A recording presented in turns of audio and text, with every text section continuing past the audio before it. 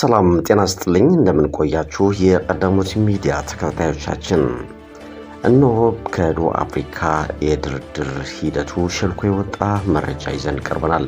እንድትከታተሉን ግብዣችን ነው መጀመሪያ ግን ለቻናላችን ላይክ ሰብስክራይብ እና ሼር እንድታደርጉ እንጋብዛለን መልካም ቆይታ እንደ አንዳንድ የዲፕሎማቲክ ምንጮች አገላለጽ ድርድሩ በመግባባትና በጥሩ መንፈስ እንደተጀመረና በሂደትም ሁሉንም የሚያግባባ የጋራ ስምምነት ሊደረስ ይችላል ተብሎ ተስፋ የተደረገበት ነበር። ልክ እንደ ዲፕሎማቲክ ማህበረሰቡ በተደራዳሪዎች በተለይ በትግራይ ዘንድም በድርድሩ ሂደት ላይ ተስፋ ያለው እንደሆነ በቀጥታም ሆነ በተዘዋዋሪ ሲንጸባረቅ ቆይቷል። ይሁን እንጂ ለሁለትና 3 ቀናት በመግባባትና ጥሩ መንፈስ ሲካሄድ የቆየው የድርድር ሂደት ሐሙስ ዕለት በተደረገው የድርድር ሂደት ወቅት ተግዳሮት እንዳጋጠመውና ይህም በአደራዳሪዎች የቀረበው አጀንዳ በማፈንገጥ የትግራይ ሰራዊት ትጥቅ እንዲፈታና አመራሮቹ በ24 ወይም በ72 ሰዓት ውስጥ እጃቸው ካልሰጡ በኢትዮጵያ መንግስት በኩል የሚደረግ የተኩስ ማቆም ሆነ የረድኤትና የአገልግሎት አቅርቦት እንደሌለ በኢትዮጵያ ተደራዳሪዎች ዘንድ መቅረቡ ተከትሎ እንደሆነ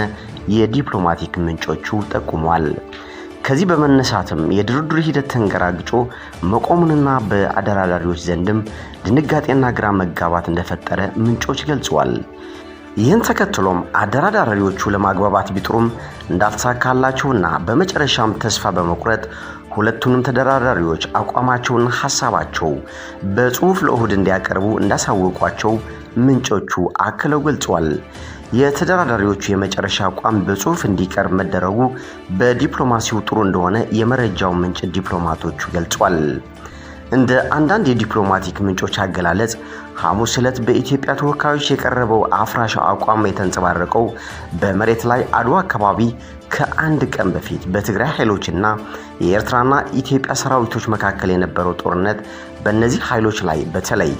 በኤርትራ ሰራዊት ላይ የደረሰው ምትና ኪሳራ የፈጠረው ሪአክሽን እንደሆነ እየገለጹ ይገኛል።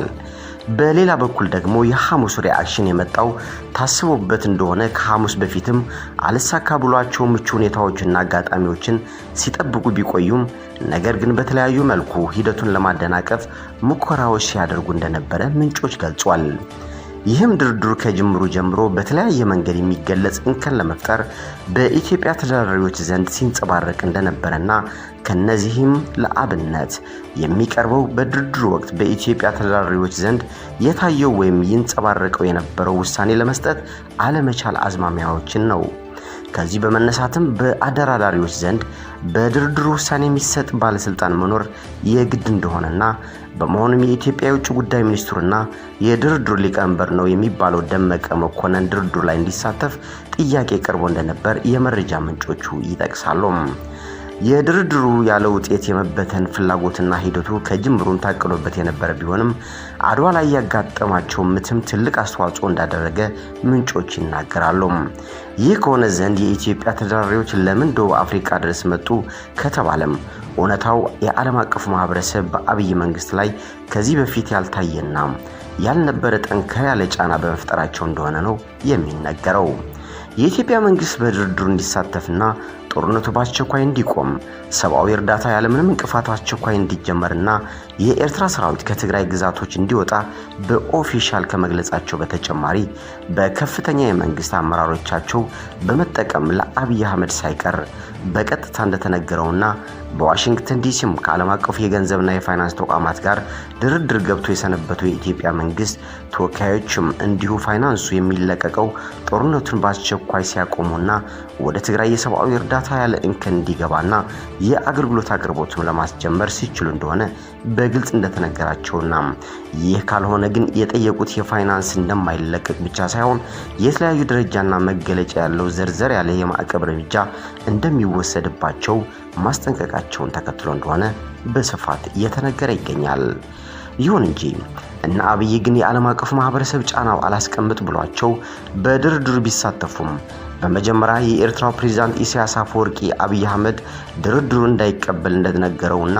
ነገር ግን አብይ ያለበትን የኢኮኖሚ ችግርና የዓለም አቀፍ ማህበረሰብ ጫና ግምት ውስጥ በማስገባት ድርድሩ የዓለም አቀፍ ማህበረሰብ ለማስደሰትና ጊዜ ለመግዛት ለይስሙላ እንደሚቀበል እስከዛው ድረስ ግን በዋናነት መሬት ላይ በጦር ሜዳው ለውጥ በማምጣት መቀለ ወይም አካባቢውን ለመቆጣጠር ከተቻለ ሁሉንም ነገር እዛው እንደሚያልቅና ተደራዳሪዎቻቸውም ድሉን በመያዝ የድርድሩ ይዘት የወያኔ አመራሮች እጅ መስጠትና አለመስጠት እንደሚሆን ኢሳያስ ካስረዳ በኋላ ድርድሩን እንደተቀበሉት የውስጥ አዋቂዎቹ ይጠቁማሉ። በኢትዮጵያ መንግስት በኩል ለመደራደር ከመገደድ ውጭ ምንም ፍላጎት እንደሌለው ሌላው አስረጅ በውጭ ሀገራት የሚገኙት የኢትዮጵያ ዲፕሎማቲክ ሚስዮኖች የደቡብ አፍሪካ ድርድር በተጀመረበት ወቅት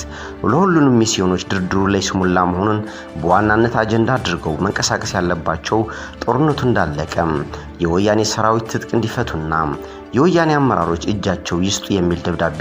እንደተላከላቸው ለኤምባሲዎቹ ቅርበት ያላቸው ምንጮች ገልጿል። ከዚህ ጋር በተያያዘ በድርድሩ ሂደትና ወቅት በተለይ የኬንያው የቀድሞ ፕሬዝዳንት እንዲሁም የደቡብ አፍሪካ የቀድሞ ምክትል ፕሬዝዳንት የነበሩት አደራዳሪዎቹ ገንቢ ሚና እንደነበራቸው የዲፕሎማቲክ ምንጮቹ የገለጹ ሲሆን የዓለም አቀፍ ማህበረሰብ በተለይ አሜሪካ ከዚህ በፊት ከነበረው በተለየ መልኩ ጠንከር ብለው እንደቀረቡ የዲፕሎማቲክ ምንጮች አስተያየታቸውን ገልጿል። በተመሳሳይም በአሜሪካ መንግስት ዘንድ በተለይ በኮንግረስ አካባቢ ግልጽ የሆነ አቋም እንደሚንጸባረቅና እርምጃው ለመውሰድም የደቡብ አፍሪካው ድርድር ውጤት እየጠበቁ እንደሆነ የዲፕሎማቲክ ምንጮች ይገልጻሉ።